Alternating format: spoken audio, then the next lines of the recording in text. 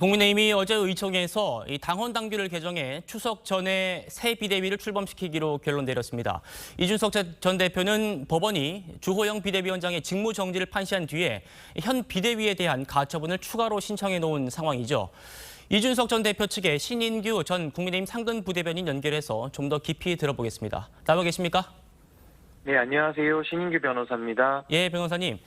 바로 여쭤보겠습니다. 이 법원이요, 국민의힘이 비대위를 설치할 정도로 이 비상 상황에 처해 있는 건 아니다. 이렇게 보고 이준석 전 대표의 손을 들어준 것 아니겠습니까?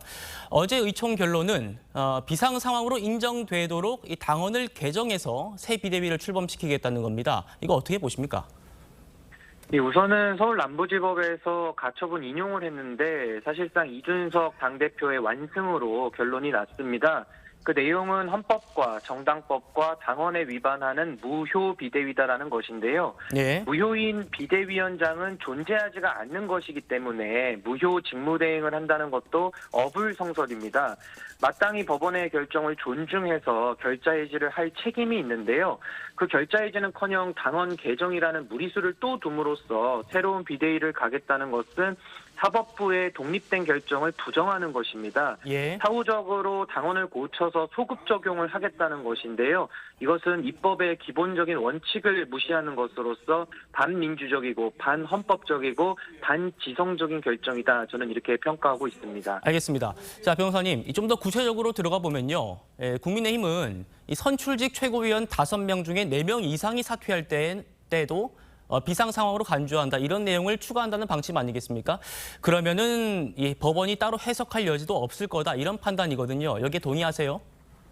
저는 전혀 동의할 수 없고요. 마치 법원을 배려해가지고 판단을 쉽게 해줄 것처럼 포장을 하고 있는데 이것은 법원의 결정 취지에 반합니다. 법원 결정은 비대위 설치 자체가 무효라는 것이거든요. 비대위 결정이 무효라는 것은 그 채권자인 이준석 대표의 그 피보정 권리가 소명이 됐다라고 결정문에 나와 있고요.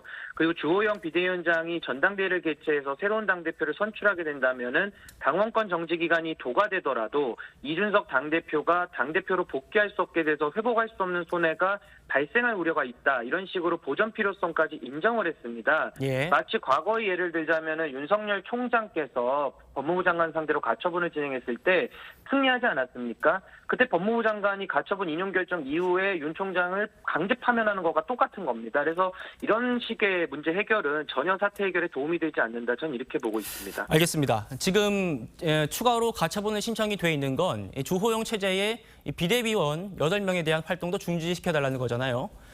그런데 국민의힘이 아예 다른 새 비대위를 출범시키면 또다시 법적 조치를 취하실 계획이신가요?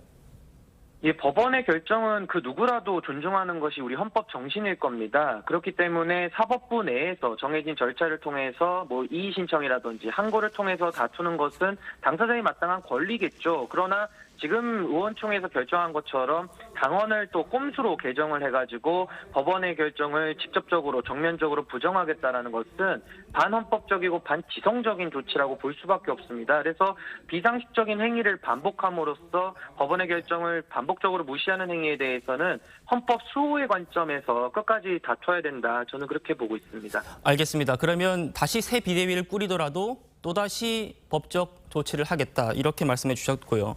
자, 어제 의원총회 얘기로 다시 돌아가 보면요. 권성동 원내대표가 이렇게 말을 했습니다. 지금의 국민의힘 위기는 이준석 전 대표가 성상납 의혹 무마 시도로 윤리위 징계를 받으면서 촉발됐다. 이렇게 말을 했어요. 지금 당이 이렇게 된 거는 이 전 대표 책임이다. 이런 건데 어떻게 들으셨습니까? 저는 권성동 원내대표의 발언은 악의적인 책임 강제 떠넘기기라고 저는 봅니다. 예. 지금 이 전반적인 위기의 원인이 권성동 원내대표의 그 체리따봉 텔레그램 문자 노출에 있다라는 것이 중론 아니겠습니까? 예. 만약에 윤리위의 결정이 위기의 비상 상황의 시작이라면은 그 당시에 비대위를 갔어야죠. 근데 그때 당시에는 당대표 직무대행을 하겠다면서 의원총회에서 전원이 동의를 했었습니다. 그리고 권성동 원내대표 같은 경우에는 당시에 최고위원회 일부 사태만 가지고는 비대위를 갈 수 없다라고 말씀하신 것이 보도 기록도 있거든요. 이런 식으로 당시에는 비대위를 부정하시다가 그 문자 노출 사건 이후에 갑자기 위기가 시작되니까 이것을 또 그 앞에서 이루어졌던 윤리위로 또 책임을 떠넘기는 것은 참 전형적인 책임 더 씌우기 아니냐. 그래서 국민적 동의를 저는 얻기가 어렵다고 보고요. 체리따봉 이후에 사퇴 릴레이를 통해서 무리한 비대위 전환으로 지금 여기까지 온 것인데 법원의 제동이 지금 이루어진 거 아니겠습니까? 근데 이제 와서 또 위기의 근본을 다른 사람에게 전가하는 것은 상당히 비겁한 태도다. 저는 이렇게 봅니다. 자, 지금 변호사님이 이준석 전 대표의 지지 모임인 국민의힘 바로 세우기 대표도 맡고 계시니까 당을 바로 세우기 위해서 가장 먼저 지금 국민의힘이 해야 할 일은 뭐라고 보십니까?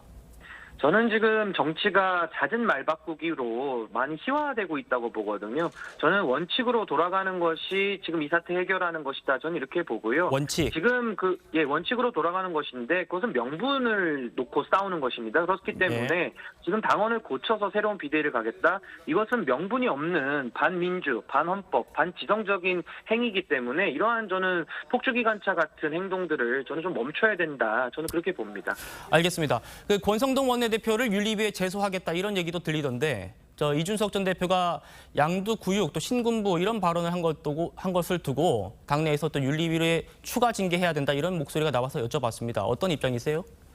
그 당내에서 윤핵관으로 지목되는 우리 이철규 의원님 같은 경우는 이준석 대표가 돌아오면 본인이 탈당하겠다라는 식으로 거의 이준석 제명이라는 것을 결론 내려놓고서 당무를 처리하기 때문에 이 문제가 꼬이는 것이라고 저는 봅니다. 그래서 고환율 고물가 구유가랑 싸워야 되는데 왜 지금 보수 정권 교체의 승리의 대표였고 지선 승리의 당대표였던 이준석 대표랑 싸우는지 정말로 이해할 수 없는 일이다. 이렇게 평가할 수밖에 없고요. 예. 만약에 이준석 대표에 대한 여론이 그렇게 안 좋다라고 한다면 말로만 주장하실 것이 아니라 당원제 6조의 2에 나오는 당원 소환제라는 제도가 있습니다. 그걸 통해서 이준석 대표를 당장 끌어내리면 될 일이거든요. 근데 왜 그런 정도를 놔두고 자꾸 꼼수에 꼼수만을 고집하시는지 국민들이 이제는 이해하기가 힘든 지경에 이르렀다. 저는 이렇게 봅니다. 지금 권성동 원내대표 윤리위 제소는 맞는 얘기인가요? 권성동 원내대표에 대해서는 그 여러 가지 지금 윤리적인 문제로 지적하려는 것들이 있을 수는 있겠는데요. 저는 제가 지금 제소를 할 생각은 없기 때문에 예. 다른 분들이 제소하신다면 그건 윤리위에서 독립적인 평가를 할 것이다. 저는 이렇게 봅니다. 그러나 윤리위에 너무 모든 것을 의존하는 것은 저는 매우 우려스럽다. 저는 그런 입장을 가지고 있습니다. 알겠습니다. 이 전 대표가 어제 오후에 SNS에 대구에 있는 그런 글과 사진을 올렸던데 이거는 당연히 사실상의 공개 정치 행보를 하는 거 아니겠습니까? 당 중진들과 당원들이 좀 전 대표가 다 자중해야 하는 거 아니냐 이런 조언을 하는데 어떻게 생각하십니까? 네, 저는 이준석 대표도 정치인 아니겠습니까? 본인의 행보가 다 정치적으로 해석될 수밖에 없는데 아무런 행동도 하지 말라는 것은 좀 어불성설 같고요. 예. 당 중진들이나 당원들도 자중해야 된다라는 멘트 내는 것도 정치적 행위거든요. 그러니까 본인들은 정치적 행위를 하면서 상대방에 대해서는 아무것도 하지 말라는 것은 좀 공평하지 않다 이렇게 보고 저는 법원의 결정이 지금 진행 중이고 법원에서도 이준석 대표의 손을 들어줬기 때문에 저는 이준석 대표가 그 법원의 결정을 존중하는 테두리 내에서 저는 입장을 내면 되고 지금의 이런 원칙을 지키겠다는 모습은 저는 매우 높이 평가하고 저는 우직하게 묵묵하게 정도의 길을 가면 된다. 저는 그렇게 보고 있습니다. 알겠습니다. 오늘 말씀 잘 들었습니다. 예, 네. 감사합니다. 네. 지금까지 신인규 국민의힘 전 상근 부대변인과 함께 여당 상황 짚어봤습니다.